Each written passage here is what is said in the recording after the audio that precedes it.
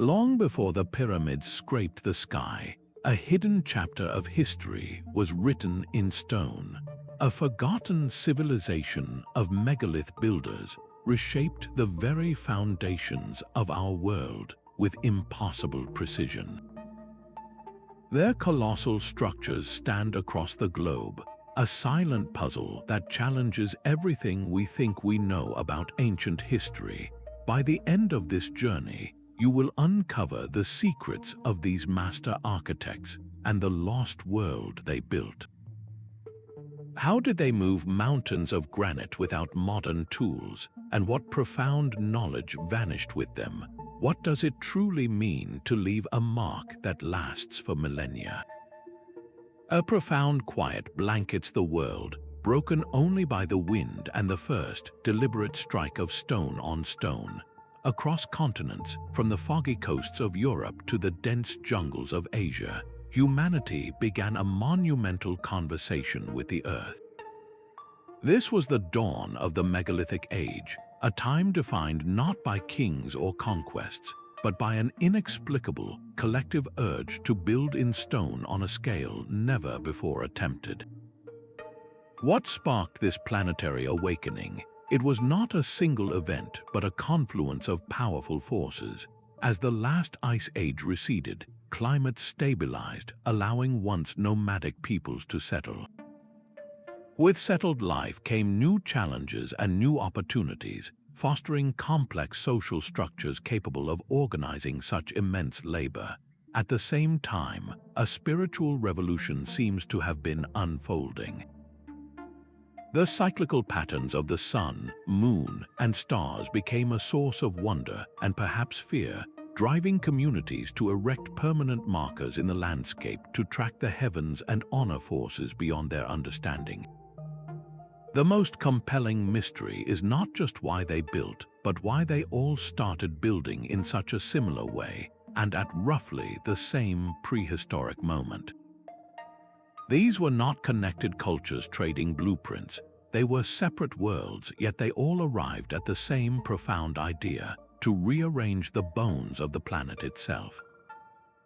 This simultaneous emergence points to something fundamental within the human spirit, a shared impulse to reach for permanence, to create a legacy that would whisper across millennia. It suggests a deep-seated, almost instinctual knowledge, a forgotten first chapter in the story of civilization that set the stage for everything that would follow. A single hilltop in southeastern Turkey holds a secret that shattered the foundations of archaeology. Known as Göbekli Tepe, this site is not merely old, it is profoundly ancient, constructed over 11,000 years ago by communities of hunter-gatherers. That date places its creation thousands of years before the invention of writing, before the wheel, and crucially, before the widespread adoption of agriculture. What they built here defies all previous logic. We are not looking at simple huts or primitive shelters. This is a temple complex of staggering ambition, comprised of multiple circular enclosures walled by immense T-shaped monoliths.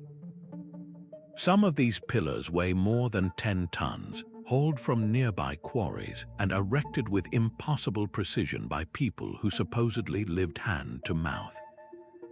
The scale alone is a puzzle, but the artistry deepens the mystery. The surfaces of these great stones are adorned with exquisite, finely carved reliefs of animals, scorpions, foxes, and birds, their forms crisp and deliberate. These are not crude scratches, they are the work of master artisans, implying a complex social structure, a shared belief system, and a level of organization that historians never believed possible for this era. The very existence of Göbekli Tepe turns the traditional story of civilization on its head. We have long believed that agriculture came first, providing the food surplus that allowed people to settle down, specialize, and only then build grand monuments. But here, the evidence suggests the opposite. The urge to build this sacred place, this collective project of staggering scale, may have been the catalyst that forced hunter-gatherers to organize, to cooperate, and perhaps even to settle in one place to see their vision through. What profound knowledge or spiritual imperative drove them to such a feat? The carvings themselves might hold clues, possibly mapping celestial events or telling stories of a forgotten world.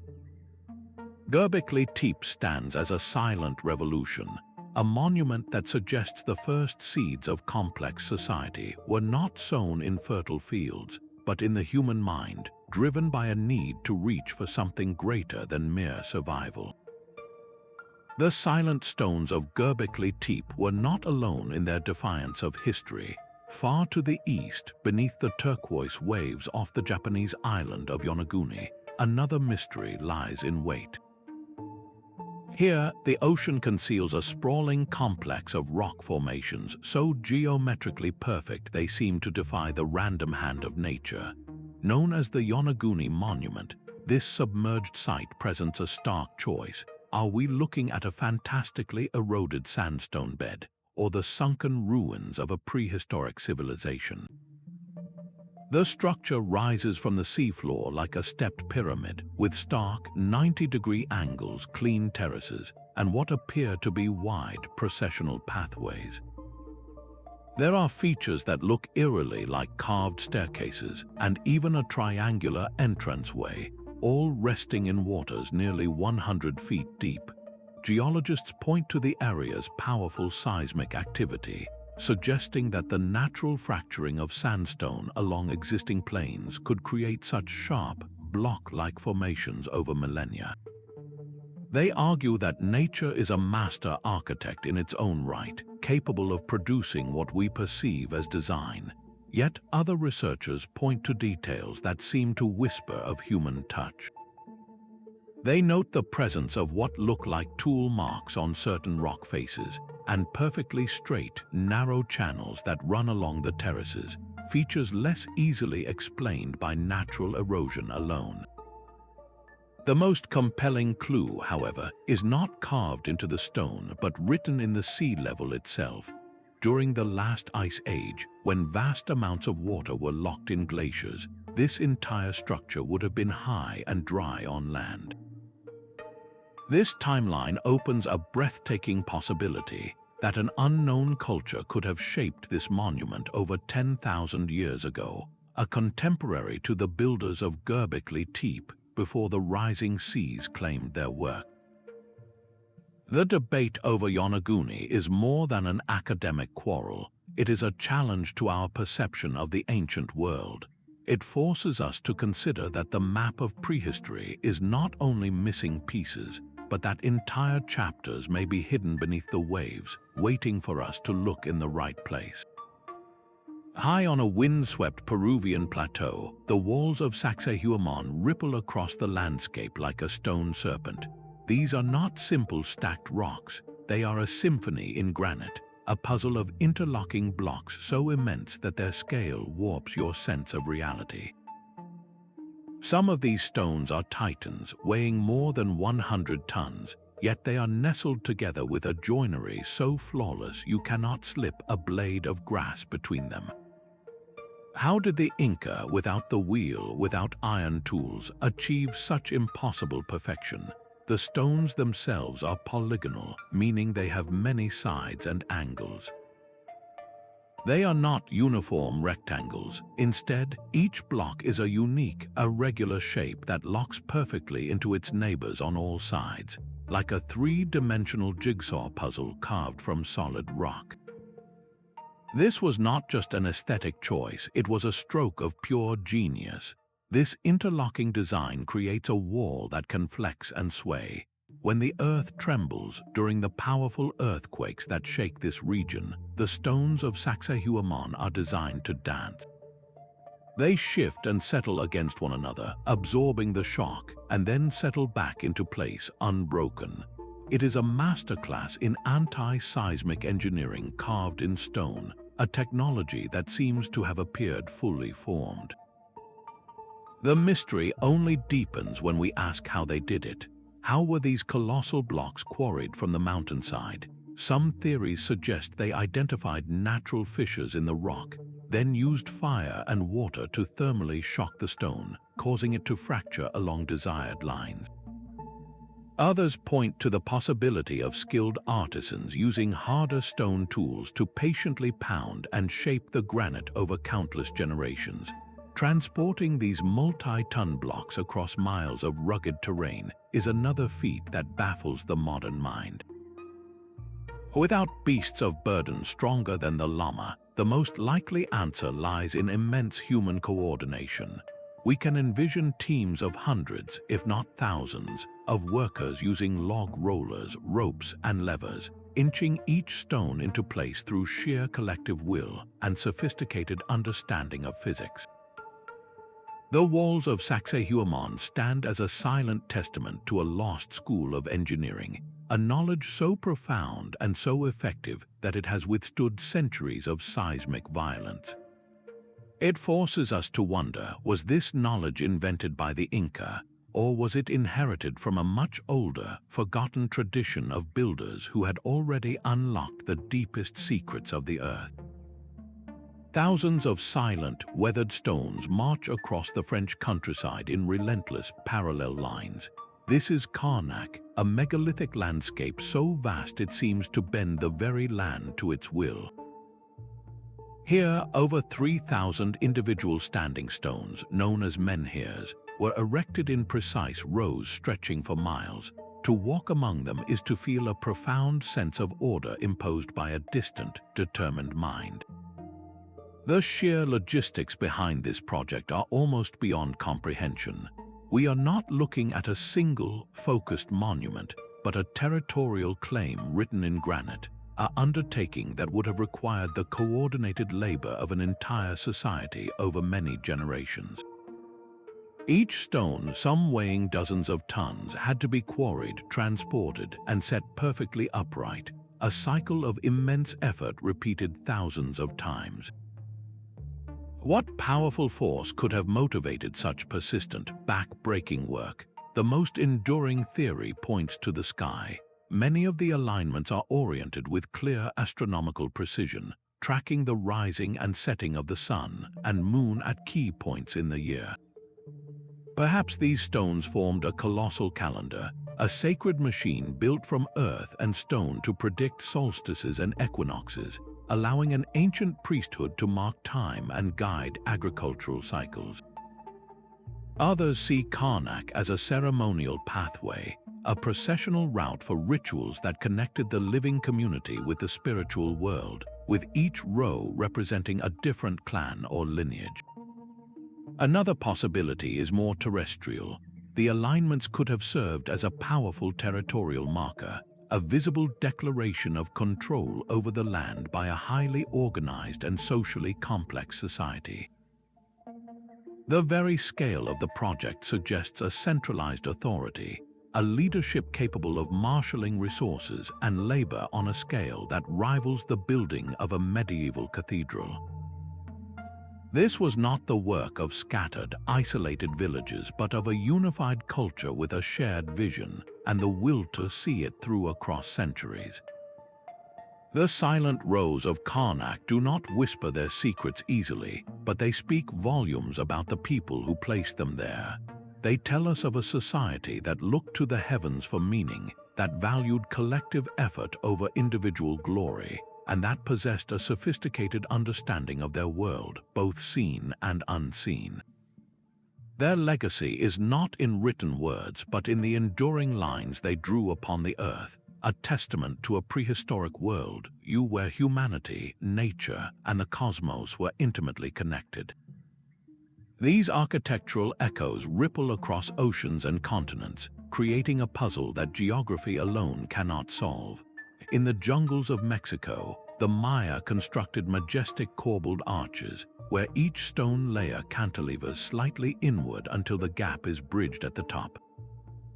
Centuries earlier and an entire world away, the Mycenaean builders of ancient Greece used the very same technique to create the monumental Lion Gate and the grand, domed Tholos tombs.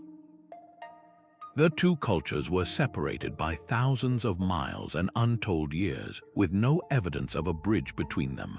Yet they both arrived at this identical, sophisticated solution for spanning a space with stone. This phenomenon repeats with polygonal masonry. The breathtaking jigsaw puzzle walls of Sacsayhuamán in Peru find a startling mirror in the foundational stones of some of Egypt's oldest structures, where massive, irregular blocks were also fitted together with seamless, uncanny precision. How can we explain these uncanny similarities? One compelling answer lies in the concept of psychic unity. This is the idea that humanity, sharing the same fundamental cognitive toolkit, will often arrive at identical solutions when faced with similar problems. If your goal is to build something permanent and strong from stone, the corbelled arch and the interlocking wall are logical, almost inevitable innovations. The material itself dictates the method, guiding separate minds toward the same elegant answer. It is a testament to the universal ingenuity of the human spirit. Yet, the sheer specificity of these styles gives other researchers pause. Could these parallels be more than just coincidence? Could they be the faint, fossilized imprint of a shared, archaic source of knowledge, a foundational school of construction that spread across the globe in a time so deep it has been lost to history? This is the controversial theory of transoceanic contact, suggesting that ancient mariners or a long-vanished civilization could have carried these architectural ideas across what we thought were impenetrable barriers. The debate between these two ideas is not merely academic. It strikes at the heart of a bigger question: was the ancient world a collection of isolated experiments, or was it subtly, mysteriously interconnected? These stylistic echoes, this web of stone, suggests that the story of our past may be woven with threads we are only just beginning to see. Beneath the quiet streets of modern Malta lies a world turned inside out. The Hal-Saflieni Hypogeum is not a structure built upon the earth, but one painstakingly excavated from it, a labyrinthine temple complex carved directly into the living limestone. This is the megalithic impulse inverted, a journey not toward the sky, but deep into the symbolic womb of the earth itself. Created over centuries with little more than stone, antler, and obsidian tools, its architecture meticulously mirrors the above-ground megalithic temples found across the islands. Here you walk through halls supported by massive stone pillars, pass through Trilithon doorways, and enter circular chambers, all existing in perpetual, engineered darkness. The genius of the Hypogeum is not just in its preservation, but in its profound complexity. This is a multi-level underworld, descending 3 stories deep into the bedrock, a feat that required not only immense labor, but a sophisticated understanding of structural integrity to prevent the entire complex from collapsing in on itself. The deeper you descend, the more the air seems to change, charged with an ancient silence. One of the most captivating spaces is the so-called oracle room. This small, circular chamber is an acoustic marvel. A deep male voice spoken into a specific niche resonates through the entire complex, the low frequencies amplified and distorted into something that feels both omnipresent and otherworldly. It is a built-in sound system, a piece of prehistoric audio engineering that would have transformed ritual chanting or invocation into an overwhelming, visceral experience. This mastery of sound suggests the Hypogeum was far more than a burial site. It was a gateway. It was a place where the community could connect with forces beyond the visible world, where the boundaries between the living and the ancestors were believed to be thin. A profound clue to their beliefs was found within the deepest chambers, a small clay figurine known as the Sleeping Lady. She lies reclined, perhaps in a state of eternal rest or sacred slumber, her proportions generous and serene. She does not depict hardship but a peaceful transition, offering a glimpse into a worldview where the end of life was not a terror, but a natural part of a spiritual cycle. This intricate subterranean sanctuary reflects a culture with a deep, symbolic connection to the earth, seeing it not just as a resource, but as a source of spiritual power and a final resting place. The Hypogeum represents a different kind of monumentality, one of intimacy and introspection, proving that the true scale of megalithic achievement was measured not only in the heights they reached, but in the profound depths they were willing to explore. A single stone can hold a secret more profound than an entire city.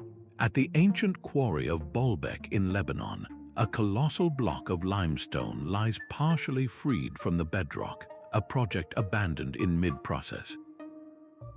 Known as the Stone of the Pregnant Woman, it is the largest known worked stone from antiquity, measuring over 60 feet long and estimated to weigh nearly 1,000 tons. To stand before it is to feel a humbling sense of scale, a direct confrontation with an engineering challenge that seems to defy the very physics of its era. How could a civilization, even one as advanced as the Romans who later built a temple atop the site, conceive of moving a small mountain? The answer begins not with mythical technology, but with an intimate, almost spiritual understanding of the stone itself. Quarrying such a monolith was the first act of genius. Workers would have meticulously carved deep channels around the block, then likely used wooden wedges. These wedges were hammered into faults and then soaked with water, causing the wood to expand with immense, irresistible force, cleanly cracking the stone from the earth. It was a patient, precise application of basic physics, but the quarry is only the beginning of the mystery. The true enigma is the journey. How was this behemoth, and others like it, intended to travel over a mile to the temple site across uneven ground? The most widely accepted theories are marvels of human ingenuity and coordination. One compelling method involves a system of wooden sledges.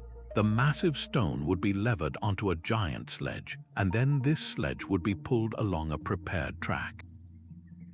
The secret to reducing friction was not magic, but water.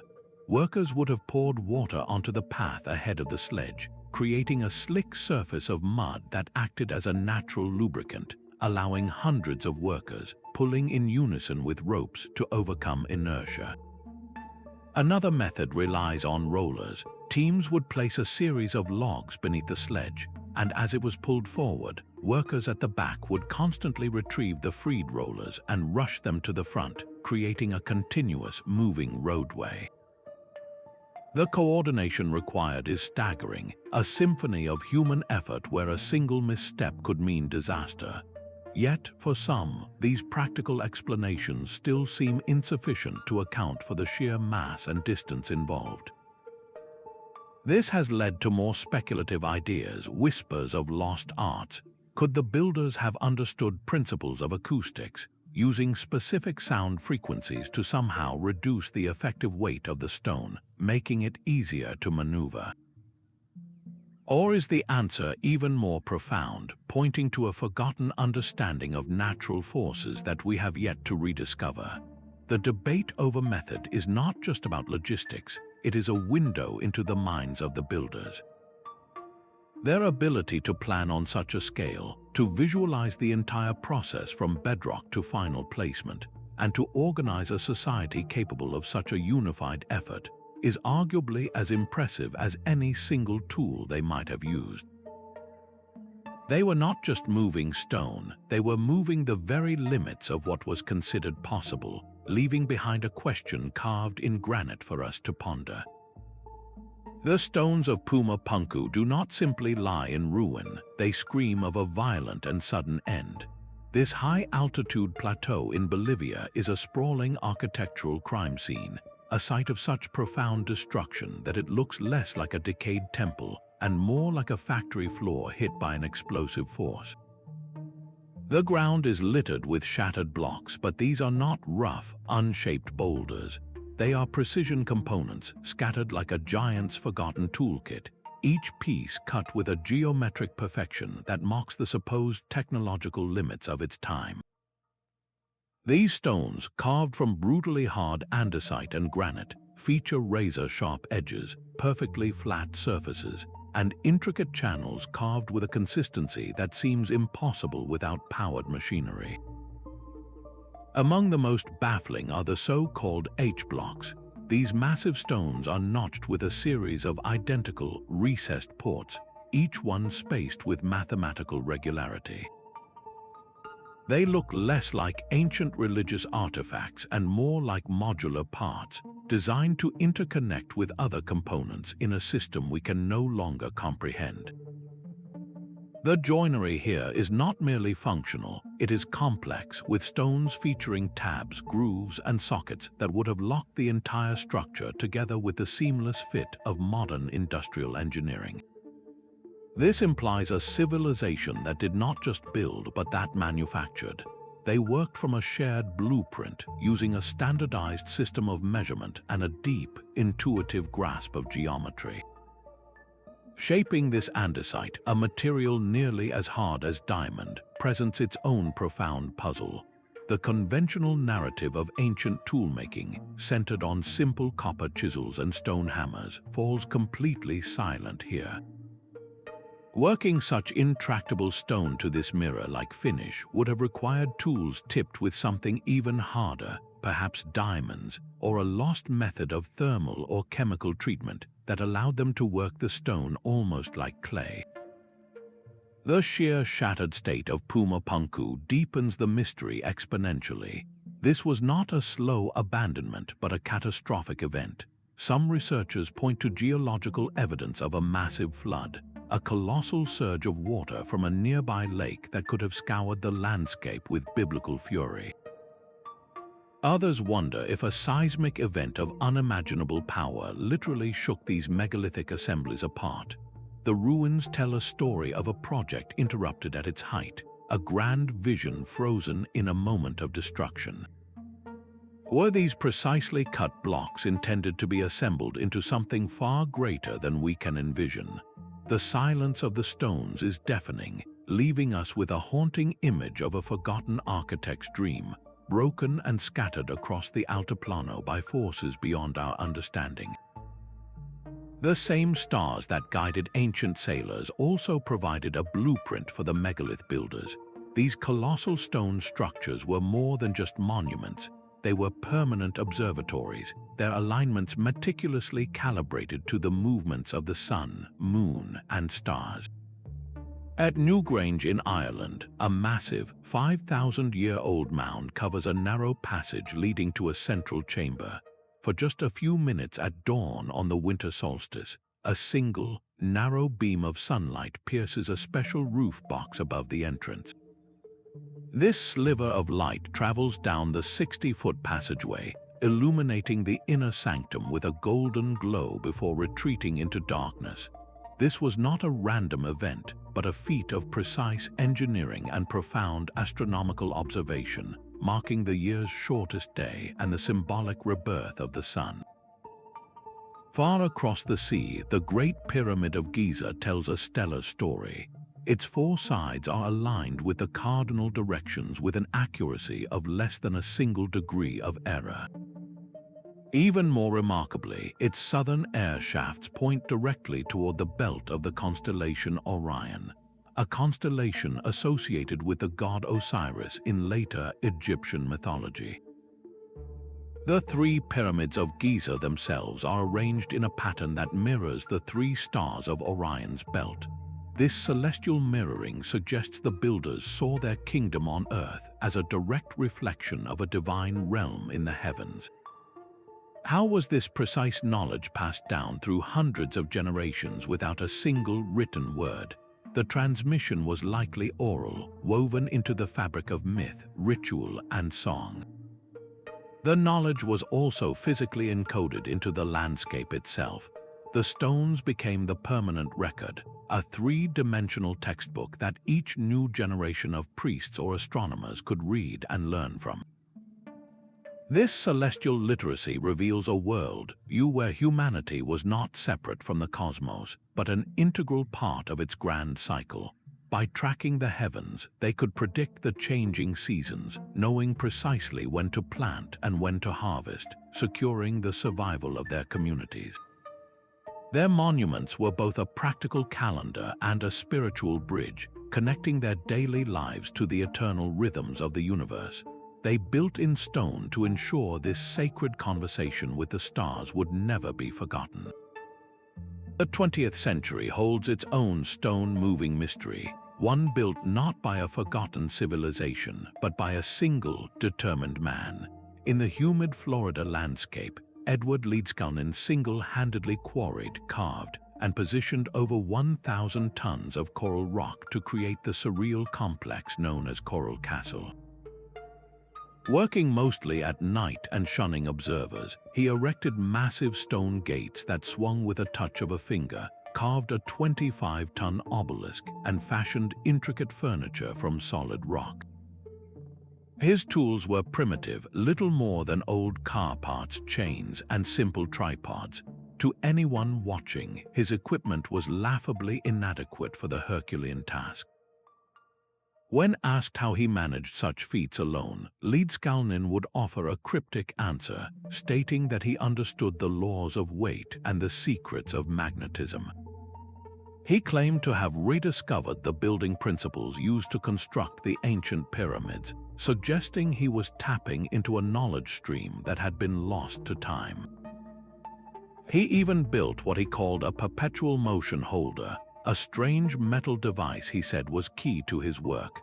Mainstream science dismisses his claims, proposing he must have used clever but conventional methods, such as block and tackle systems, leverage, and immense patience. Yet the sheer scale and precision of his work, accomplished in isolation, continue to defy easy explanation. The Coral Castle Enigma demonstrates that the puzzle of megalithic construction is not confined to the shadows of prehistory. It persists as a modern question mark, a testament to the enduring possibility that profound, alternative understandings of physics and engineering might exist, waiting to be rediscovered by an individual with the unique insight to see the world differently. These silent stones could never have risen without a living, breathing society to will them into existence. Behind every perfectly placed monolith stood a vast, intricate human network, a social engine of staggering complexity. We must picture the scene not of magic, but of meticulous organization. A chief or priestly class likely provided the vision and the authority. The master engineers devised the impossible physics, and thousands of hands carried out the work, all united by a common purpose that transcended any single lifetime. The fundamental question is, what motivated those thousands of workers? Were they conscripted laborers compelled by a ruler's decree, or were they devout volunteers, contributing their sweat as an act of faith, a direct offering to the gods or the ancestors? The truth may lie somewhere in between, a society with a specialized class of artisans who passed their stone-working secrets from father to son, supported by a broader community that provided seasonal labor as part of a shared cultural duty. This level of coordination demanded more than just willing hands. It required a stable and abundant food supply.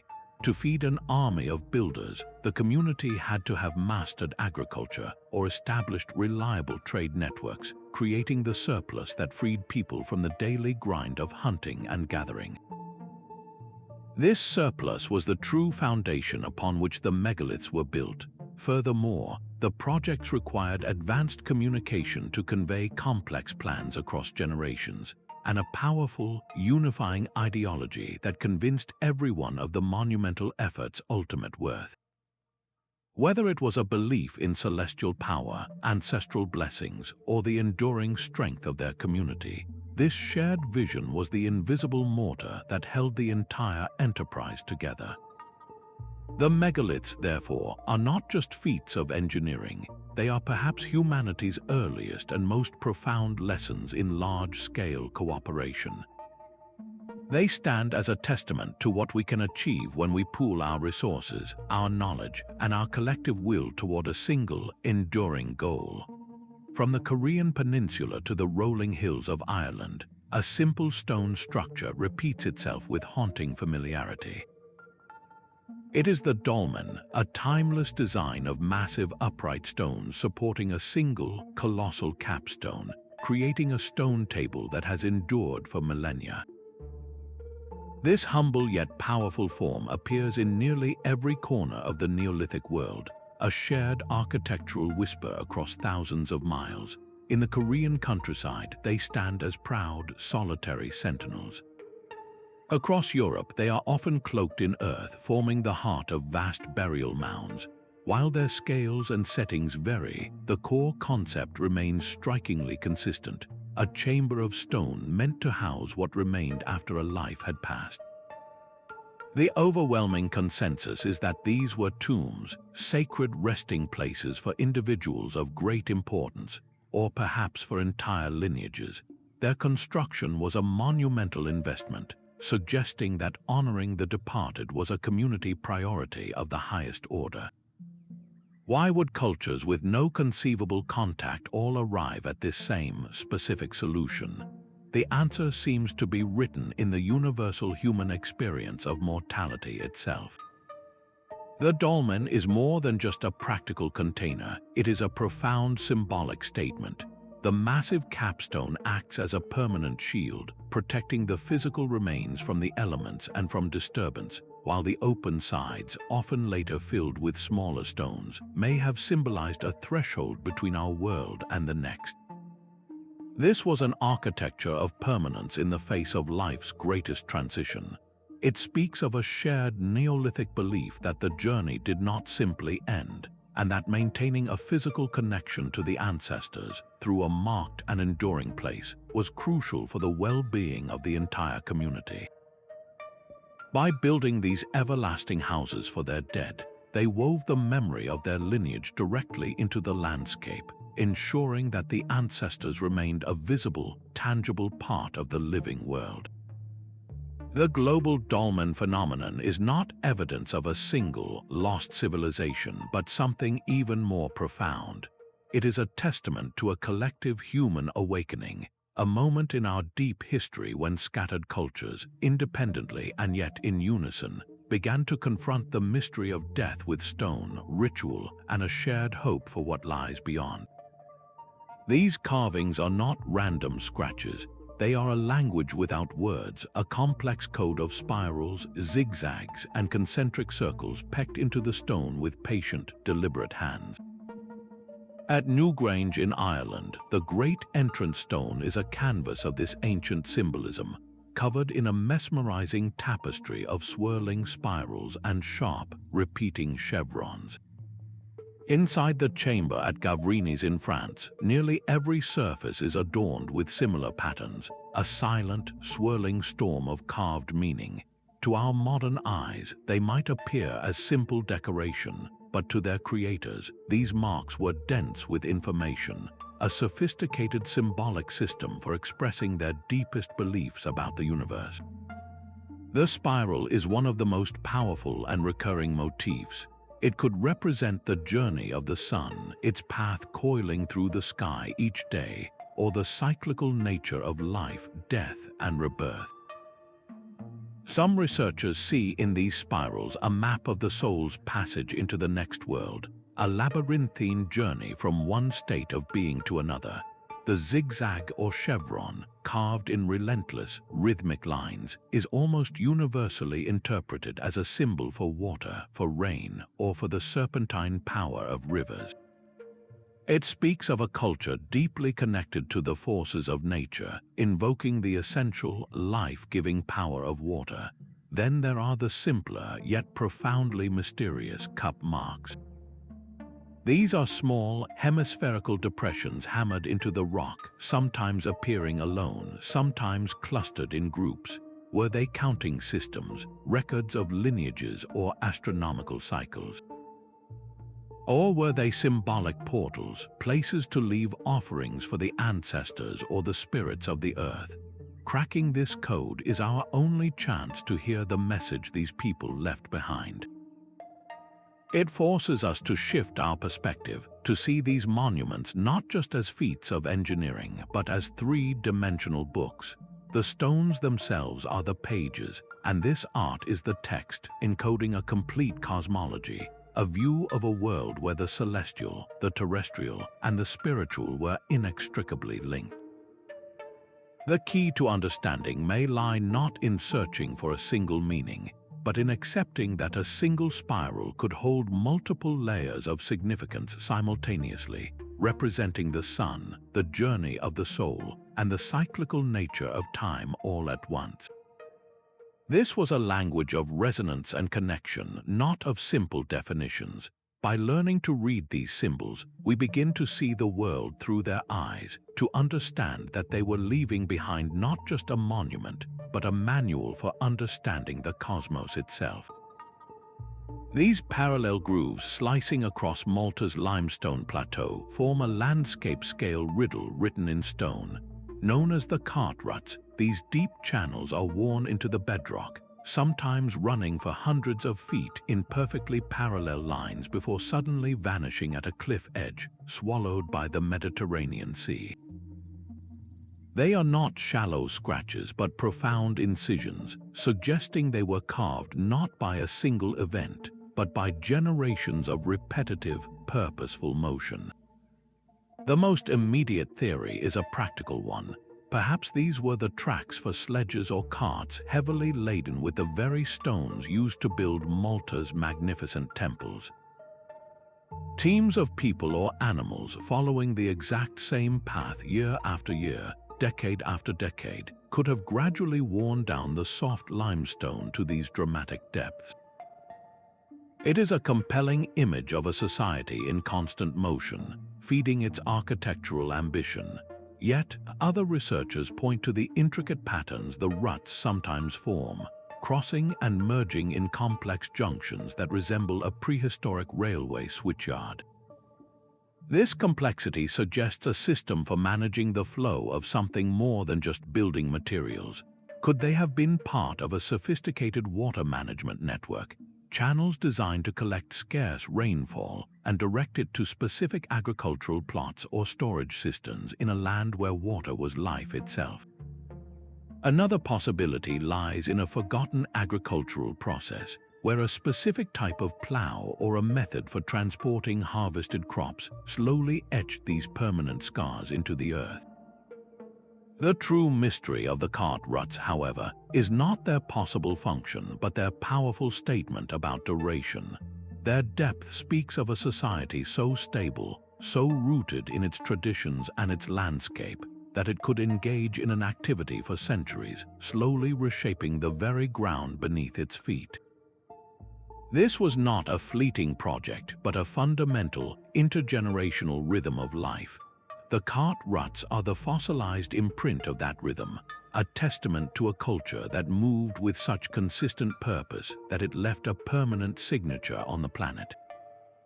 They force us to ask what daily practice in our own lives, repeated for 1,000 years, might leave a mark for future generations to ponder. The sheer weight of these global parallels leads to an inevitable and profound question. Could the threads of megalithic knowledge scattered across the continents have been spun from a single, forgotten source? This is the grand and controversial theory of a lost progenitor civilization, a sophisticated culture that mapped the world in an age before history, only to be erased by a planetary catastrophe. The most famous of these legends is, of course, Plato's Atlantis, a maritime power said to have sunk beneath the waves in a single day and night. For many, this is not mere myth, but a folk memory of a real event, a cataclysm so devastating it reset the course of human development. The search for evidence turns to geology, to a period known as the Younger Dryas, around 12,800 years ago. The Earth, emerging from an ice age, was suddenly plunged back into a deep freeze for over 1,000 years. Scientific evidence points to a possible trigger, a comet or asteroid impact that fragmented in the atmosphere, raining fire and ice across the globe. This event could have triggered massive flooding, wildfires, and a dramatic shift in climate, creating conditions capable of devastating any advanced coastal societies. Proponents of the lost civilization theory argue that the survivors of this cataclysm, scattered and displaced, would have carried the fragments of their advanced knowledge with them, seeding the rebirth of civilization in isolated pockets around the world. This, they suggest, elegantly explains the simultaneous emergence of sophisticated astronomy, agriculture, and megalithic construction in cultures that should have had no contact. It is a compelling narrative, a single elegant solution to a planet full of mysteries. Yet, mainstream archaeology pushes back forcefully. The archaeological record, as currently understood, shows no concrete evidence of such a global civilization, no singular layer of technology or art that spans the world before the Younger Dryas. The alternative explanation is one of human universality, the powerful concept of psychic unity. This view holds that humanity, facing similar environmental and spiritual challenges with the same cognitive hardware, will independently arrive at similar solutions. The pyramid form is a stable way to build tall. The corbelled arch is a logical way to span a space, and tracking the stars is essential for any agricultural society's survival. In this light, the global phenomenon is not a mystery to be solved by a single source, but a celebration of the universal ingenuity of the human mind. So where does the truth lie? The debate itself is a vital engine of discovery, forcing us to look deeper, to question established timelines, and to remain open to the possibility that the story of our past is far richer and more complex than we have yet dared to believe. Scattered across the Scottish Highlands, the crumbling ramparts of ancient hill forts hold a secret that defies simple explanation. These stone walls have been transformed, their rocky surfaces melted and fused into a solid, glassy slag. This is the puzzling phenomenon of vitrification, a process that requires heat so intense it can literally melt rock into a crude form of glass. Looking at these shimmering, fused stones, you are confronted with a technological anomaly that seems to belong in a modern industrial furnace, not an Iron Age stronghold. The central question is as stark as the ruined walls themselves. How and why would anyone generate temperatures exceeding 2,000 degrees Fahrenheit to partially melt their own defensive structures? One possibility is that these forts were victims of catastrophic attacks. Perhaps invading forces laid siege with such ferocity that the wooden frameworks within the walls became an inferno, burning with enough concentrated heat to fuse the surrounding stone. Yet experimental archaeology has struggled to replicate this effect. Simply setting fire to a timber-laced stone wall tends to leave behind ash and rubble, not a uniformly vitrified mass. The fire would need to be incredibly sustained and intensely hot, raising doubts about an accidental origin. This leads to a second, more deliberate theory. Could this vitrification have been a purposeful construction technique? The resulting glassy slag would have bound the stones together with incredible strength, creating a wall far more resilient and difficult to breach than dry stone. If this was the intent, it points to a lost and sophisticated pyrotechnical knowledge, a conscious manipulation of earth and fire on an epic scale.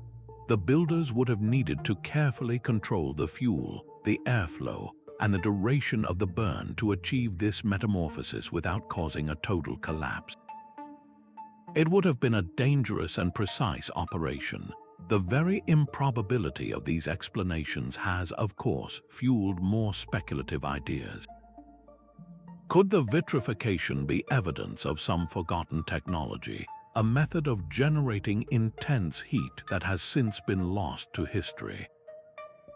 Or does it point to a far more ancient origin for these sites, suggesting they were raised by a culture with advanced knowledge, only to be later reoccupied by Iron Age peoples who had no idea how the glassy walls were made.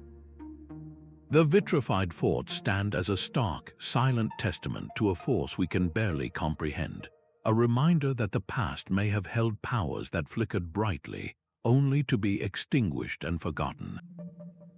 The stones themselves hold a secret beyond what the eye can see, a hidden dimension of sound that resonates through these ancient chambers.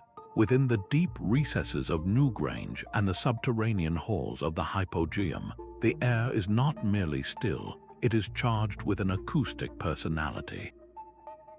A single word spoken in the oracle room does not simply fade, it transforms, its low frequencies amplified into a pervasive, bone-deep vibration that seems to come from everywhere at once. This was no accident of construction. It was a deliberate engineering of the auditory experience, a technology of the senses. This emerging field of research, known as Archaeoacoustics, is learning to listen to the past in a new way, hearing these monuments not as silent ruins but as instruments. Scientists have measured the resonant frequencies within these spaces, discovering that certain tones, particularly those in the lower ranges, create a sustained reverberation that can physically be felt in the chest. The psychological effect of such sound is profound. Prolonged exposure to these specific, steady frequencies is known to influence human brainwave patterns, gently guiding the mind from a state of normal alertness into the more relaxed, suggestible states associated with deep meditation or trance.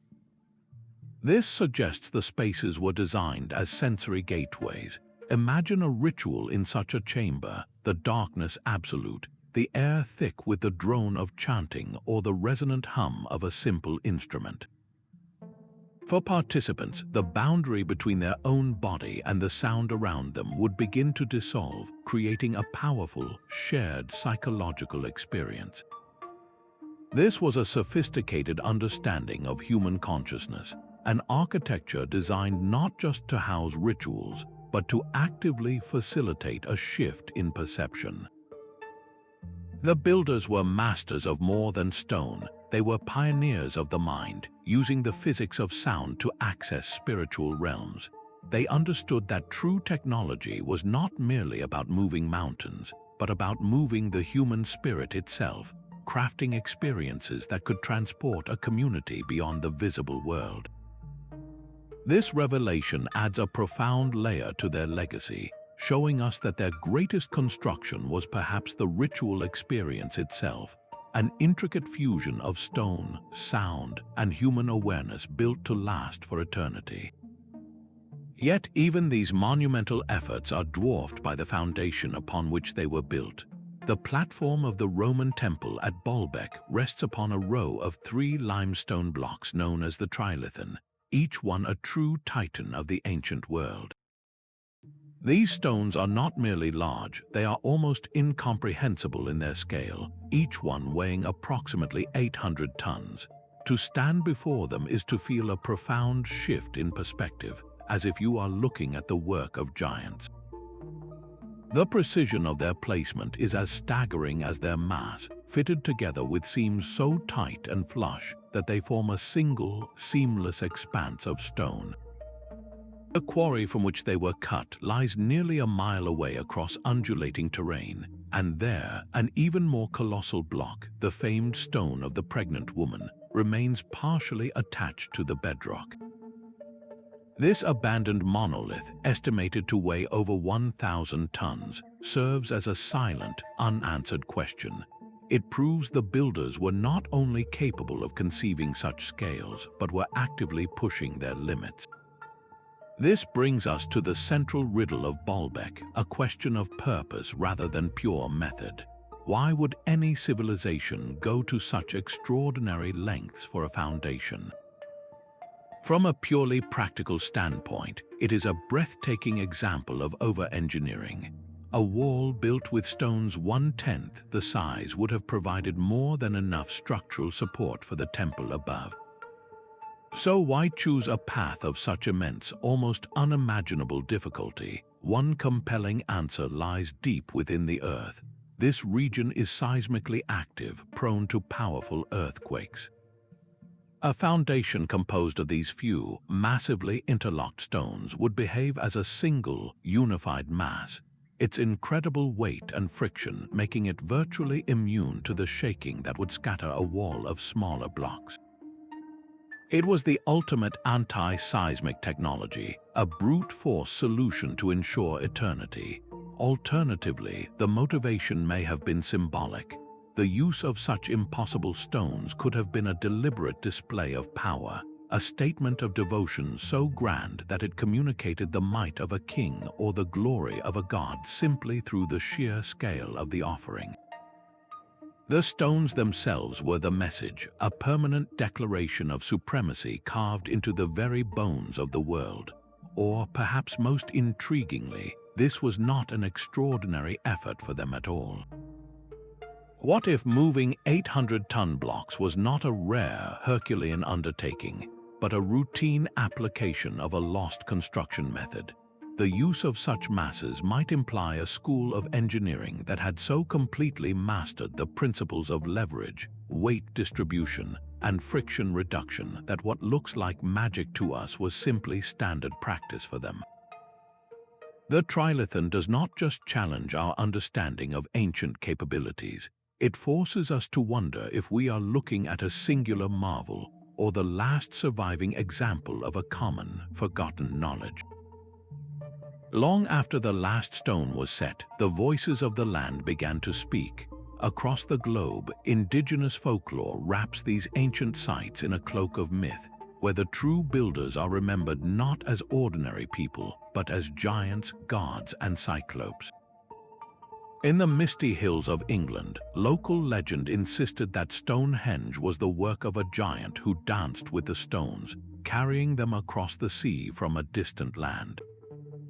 The sheer scale of the Sarsens made it inconceivable to later peoples that human hands alone could have raised them, so the story grew, attributing the feat to a being of impossible strength.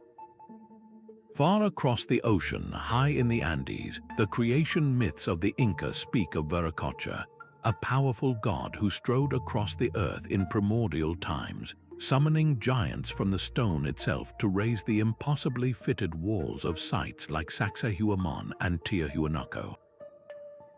These stories, born from awe, share a common thread, a deep-seated conviction that the monuments were the work of a race that walked the world before our own.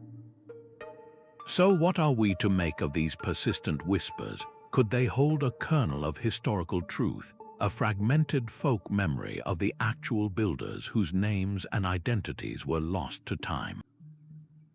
Perhaps the original cultures possessed such advanced knowledge that their descendants, looking back, could only explain their achievements through divine or superhuman intervention.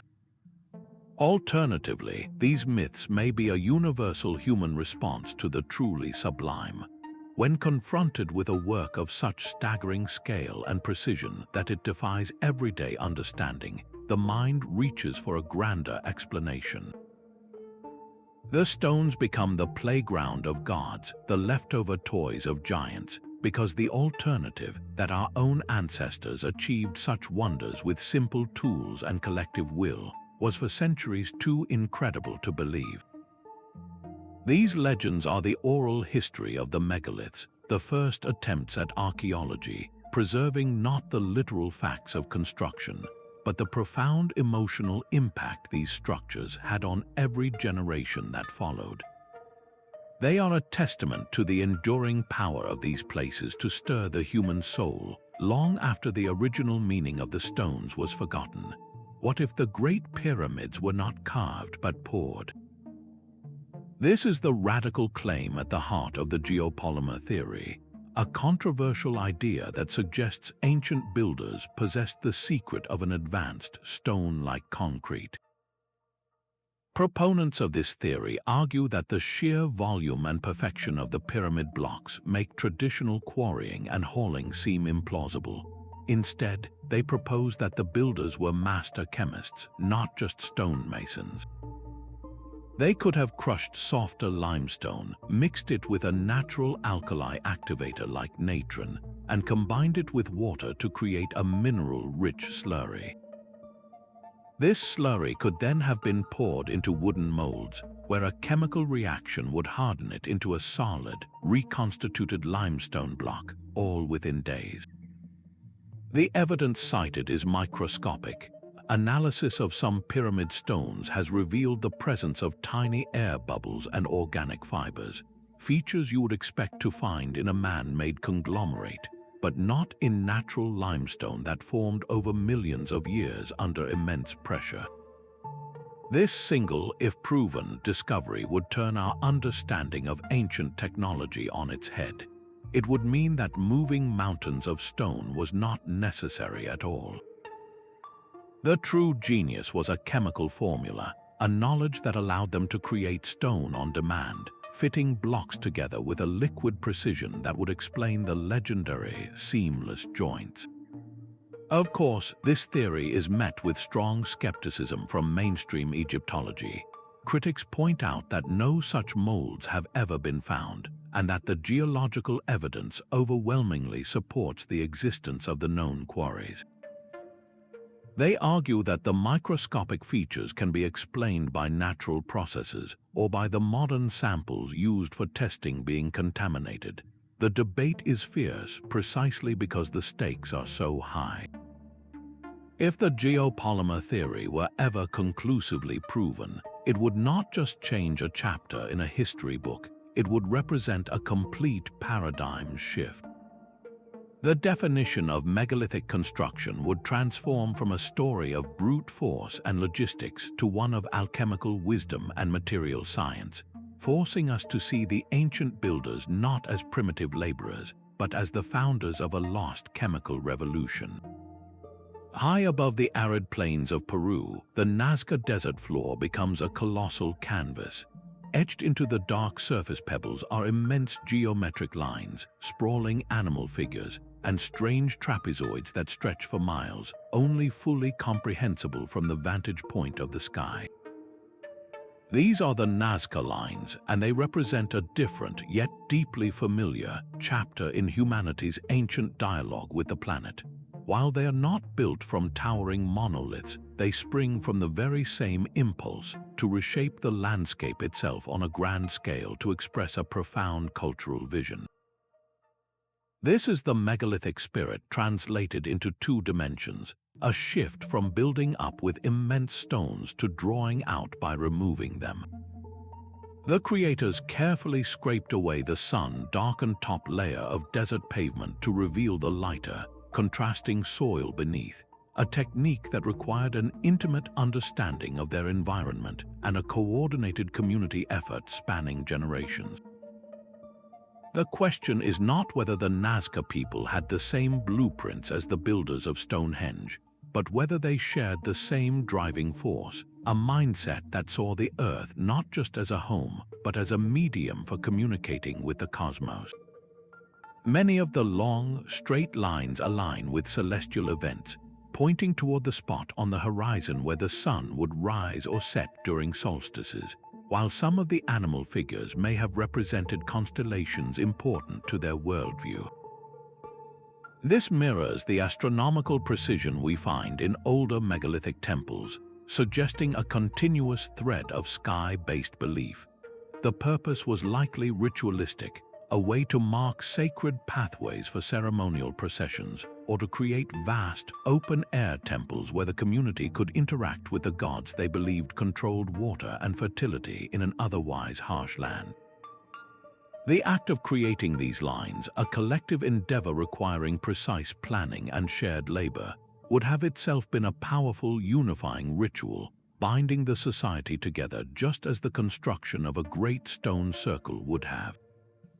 The Nazca lines demonstrate an evolution of the megalithic impulse, moving from the manipulation of individual, massive stones to the orchestration of the landscape itself. It shows us that the desire to impose a meaningful, large-scale order upon the natural world did not fade away. It simply found new and breathtaking forms of expression. proving that the most enduring monuments are not always those that reach for the sky, but sometimes those that ask us to take a step back and see the bigger picture. A profound shift was already underway, one that would test the very foundations of these stoneworking societies. The same skies they had so carefully charted began to turn against them. Paleoclimatologists studying ice cores and ancient tree rings have uncovered a world gripped by dramatic instability. In regions like Western Europe, a period of marked cooling and increased rainfall made agriculture unpredictable, while in other parts of the globe, severe, multi-generational droughts parched the land. This was not a single event, but a creeping transformation of the entire planet's climate system. The evidence is etched into the archaeological record itself, not in stone, but in the layers of abandonment. At sites that once thrummed with activity, the tools were left where they lay, and the great projects were simply never finished. The social engine that powered these wonders required immense fuel, a stable surplus of food, and a unified, willing population. When the climate shifted, that foundation crumbled. Failed harvests and the scarcity of resources would have strained the social contract to its breaking point. The collective will needed to move a 100-ton block is a fragile thing, easily shattered by the immediate, desperate need to feed one's family. The grand, multi-generational vision of a temple or a calendar circle would have felt like a distant luxury when survival itself was the pressing concern of every single day. This was not an extinction, but a profound adaptation. We should not picture these builders vanishing into thin air. Instead, their genius was redirected. The same organizational skills that coordinated thousands to erect a monolith were now channeled into managing water storage during droughts or organizing trade for scarce goods. The astronomical knowledge once used to align sacred stones was applied to reading more subtle signs in the weather and the migration of animals. The megalithic age did not end with a cataclysm, but with a slow, necessary pivot. The drive to build enduring legacies in stone was gradually replaced by the imperative to simply endure. In this light, the cessation of their great works becomes not a failure, but a testament to their resilience. They chose life over legacy, allowing their grandest ambitions to be reclaimed by the earth, their knowledge softening into the whispered legends that would fascinate the world to come. The same earth that has guarded these secrets for millennia is now beginning to share them, not through shovels but through pulses of light and radio waves. A quiet revolution is sweeping through archaeology, transforming our search for the megalith builders from a slow excavation into a digital revelation. Technologies like LiDAR and ground-penetrating radar are acting as X-ray vision for entire landscapes, allowing researchers to see straight through dense jungle canopies and deep into the soil without ever breaking ground. In the fields surrounding Stonehenge, LiDAR surveys have revealed a hidden geography, a vast ritual landscape etched with previously unknown processional avenues, burial mounds, and the outlines of a massive complex of monuments that once rivaled the famous stone circle itself. These are not small finds, they are entire chapters of human activity, invisible from the ground, now mapped with stunning clarity. We are no longer just studying the stones that remain, we are reconstructing the world in which they stood. At the same time, chemical analysis is providing a new kind of passport for these ancient monoliths. By taking minute samples from a stone, scientists can analyze its geochemical fingerprint, matching it to the unique signature of a specific quarry many miles away. This technique has definitively traced the famous bluestones of Stonehenge to the Preseli Hills in Wales, a journey of over 150 miles. This is more than just tracing a route. It reveals a story of cultural memory and determined purpose. proving that these communities were capable of planning and executing logistically staggering projects that connected distant parts of their world. The promise of this technological leap is profound. Every overgrown rainforest and every unassuming field now holds the potential to conceal a lost city or a forgotten temple complex, waiting for the right instrument to reveal its outline. The story of the megalith builders is no longer a static tale confined to textbooks. It is a living narrative being rewritten and expanded with every new scan, every new analysis, offering the real hope that the greatest discoveries about our deep past are not behind us, but still lying in wait just beneath our feet. Coiled across a ridge in what is now Ohio lies an earthwork of breathtaking scale and mystery. The Great Serpent Mound stretches for nearly a quarter of a mile, a sinuous form of packed earth that echoes the powerful, undulating shape of a serpent. This is not a structure built from quarried stone, but one sculpted directly from the living land, representing the same profound impulse to reshape the world on a monumental scale. Its body winds gracefully in 7 great curves, culminating in a head that some researchers believe is aligned to the setting sun on the summer solstice, while the coiled tail may point to the winter solstice sunrise. These celestial connections place it firmly within the same cosmological tradition as the stone circles and aligned temples of the ancient world, a shared language written not in granite but in soil. The identity of its architects is a subject of ongoing discovery. For a long time, it was attributed to the Adena culture, a people known for their burial mounds. More recent evidence, however, suggests it may be the work of the later Fort Ancient culture, a people who flourished long before European contact. Whoever raised this colossal effigy did so with a sophisticated understanding of geometry and astronomy, laying out its massive form with a precision that has endured for centuries. The purpose of the Serpent Mound was almost certainly ceremonial and cosmological. It was not a place of residence but a sacred center, a focal point for a community's spiritual life. The serpent was a powerful symbol in many indigenous cultures, often representing the life force of the earth, the flow of water, or the cycles of death and rebirth. To build such an immense effigy was to engage directly with these forces, to weave the community's beliefs into the very contours of the landscape. This great earthwork connects the old world tradition of megalith building with the new world's own genius for monumental art. It demonstrates that the drive to create vast, permanent markers was not confined to one continent or one material.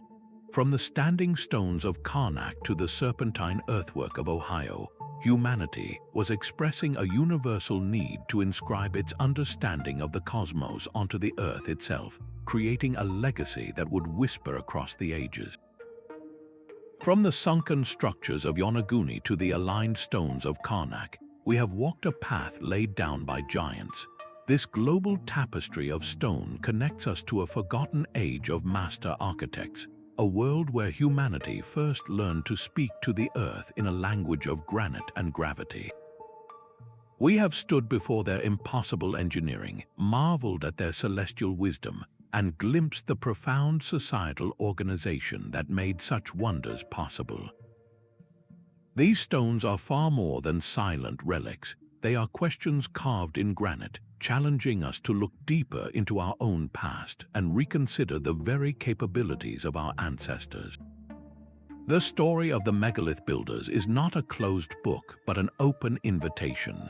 It is a story about humanity's enduring drive to create, to seek understanding of the cosmos, and to leave a mark upon the world that defies the erosion of time itself. Let these enduring mysteries spark your own curiosity. We would love to hear which of these ancient sites captivates you the most. Share your thoughts in the comments below and subscribe to continue this journey into the unknown with us.